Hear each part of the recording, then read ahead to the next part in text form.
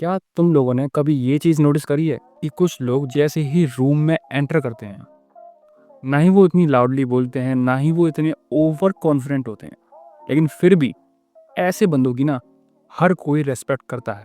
Other side कुछ ऐसे भी लोग होते हैं, चाहे वो कितने भी कॉन्फिडेंट से बोल रहे हैं, चाहे वो कितनी भी लाउडली बोल रहे हैं, चाहे वो कुछ भी कर लें, लोग उनकी रेस्पेक्ट नहीं करते हैं। एंड अगर तुम्हारी भी कुछ कंडीशन ऐसी है कि तुम कहीं भी अपने फ्रेंड सर्कल में, रिलेटिव में या फिर कहीं भी जाते हो, तुम्हारी रेस्पेक्ट लोग नहीं करते हैं या फिर तुम्हें सीरियसली नहीं लेते हैं, then this video is for you.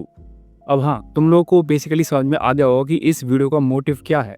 आज मैं इस वाली वीडियो में तुम लोग को बताने वाला हूँ बेसिकली जो लोग जिनकी रेस्पेक्ट होती है या फिर जो रूम में इंस्टेंटली नोटिसेबल हो जाते हैं, वो लोग ऐसे कौन से पॉइंट्स या फिर ऐसी कौन सी चीज़ करते हैं जिनसे उनका ऑरा कायम रहता है, यानी ऑरा उनका फार्म रहता है, जिसको तुम्हारी लैंग्वेज में ऑरा फार्मिंग बोलते हैं। एंड आखिर क्यों तुम्हारी लोग रेस्पेक्ट नहीं करते हैं, तुम ऐसी कौन सी गलतियां कर रहे हो, and I am damn sure तुम में से मैक्सिमम लोग बहुत सारी मिस्टेक्स कर रहे हैं जिससे तुम अपनी रेस्पेक्ट को गवा रहे हो। अब देखो, द ट्रूथ इज रेस्पेक्ट मांगी नहीं जाती है, रेस्पेक्ट अर्न की जाती है। अब तुम ऐसे लोगों को देखते होंगे कि जो इंस्टेंटली आते हैं एंड सब लोग उनकी रेस्पेक्ट करते हैं। ब्रो, पहली बात तो वो लक्की नहीं है, वो लोग कुछ ऐसे पॉइंट्स को फॉलो करते हैं जिसकी वजह से लोग उनकी रेस्पेक्ट करते हैं। So let's break down their exact traits.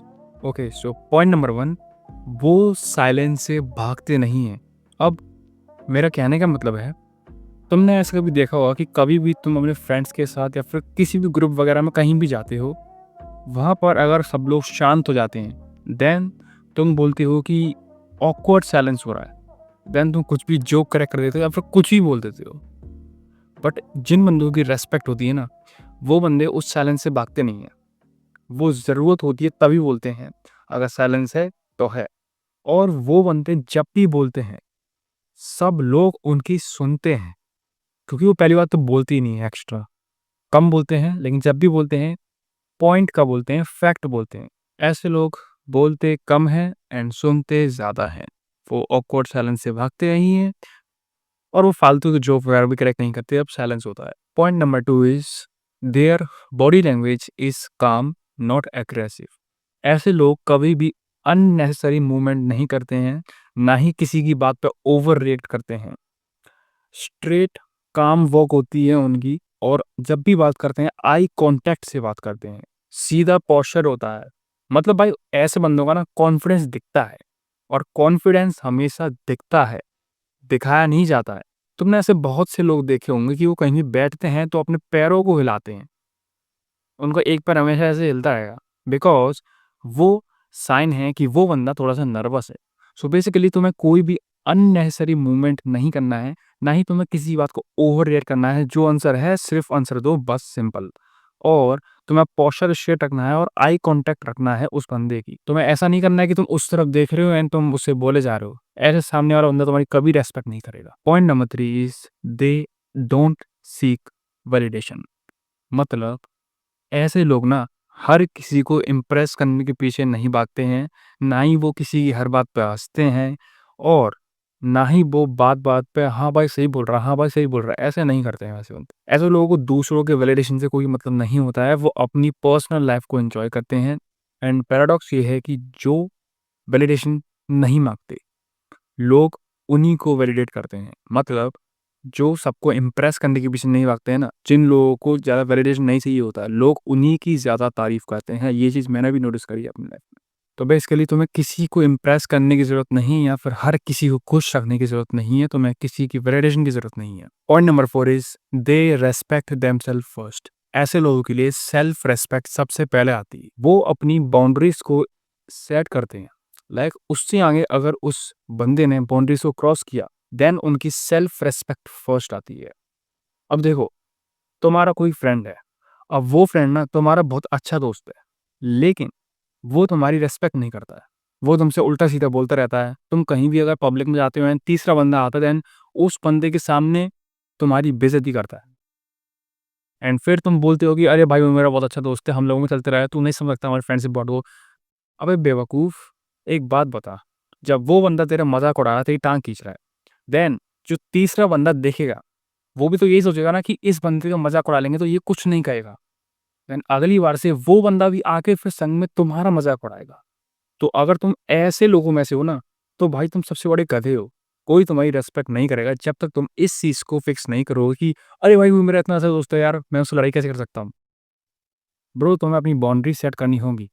ऐसे लोग हमेशा टाइम की कद्र करते हैं, वो किसी का ना टाइम वेस्ट करते हैं, ना ही होने देते हैं। वो फिक्स टाइम के लिए आते हैं, अगर उससे आगे उनका टाइम गया, देन वो चले जाते हैं, चाहे सामने वाला बंदा कितना भी रोक ले उन्हें। ऐसे लोग अपनी बात पे खड़े रहते हैं। अब इम्पोर्टेंट बात यहाँ आती है कि अगर तुम गलत बोल रहे हो, देन तुम्हें अपनी बात पे खड़े रहने की ज़रूरत नहीं है। अगर तुम्हारी बात गलत है एंड सामने वाला बंदा सही बोल रहा है, देन उसको एक्सेप्ट करना, इसमें कोई रिस्पेक्ट तुम्हारी नहीं जाएगी। बट तुम्हारी बात सही है एंड सामने वाला गलत बोल रहा है, देन तुम्हें हमेशा अपनी बात पे खड़े रहना है। तुम्हें ये नहीं सोचना है कि हाँ भाई वो बंदा सच बोल रहा है। देन अगली बार से वो हमेशा यही सोचेगा कि इस बंदे से अगर मैं कॉन्फिडेंस से कुछ भी बोल दूँ, चाहे गलत होगा तो भी ये बंदा सही मान लेगा। यहाँ पर भी तुम अपनी सेल्फ रिस्पेक्ट को खो रहे हो। तो हमेशा ध्यान रखना ब्रो, अगर तुम सीरियस नहीं रहोगे, देन तुम कैसे इमेजिन कर सकते हो कि दुनिया तुम्हें सीरियस ले? Point number 5 is they are internally strong.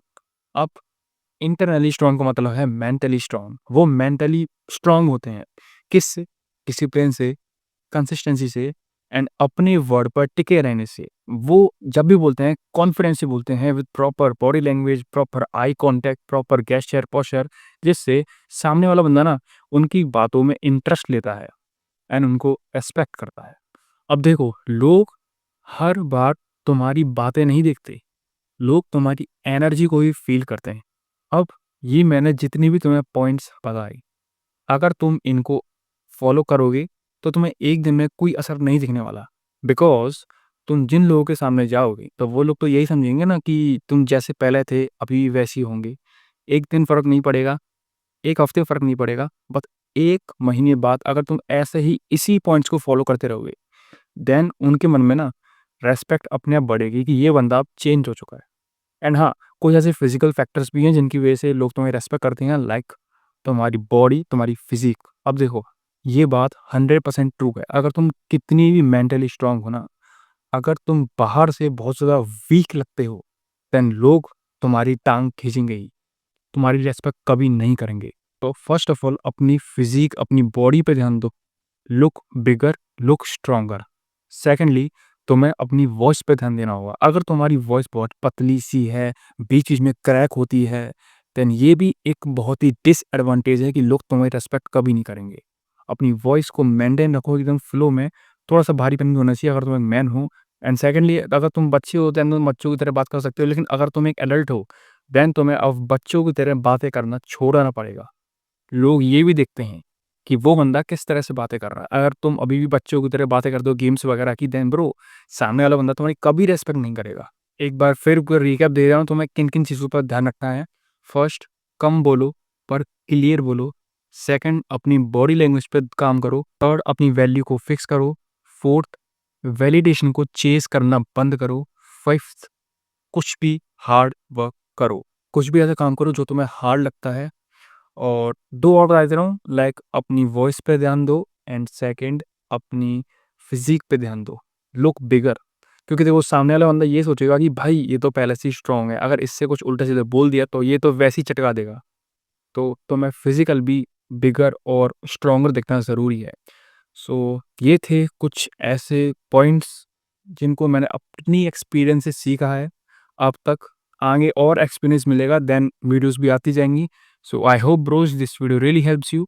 Take care, take action and always keep moving forward boys.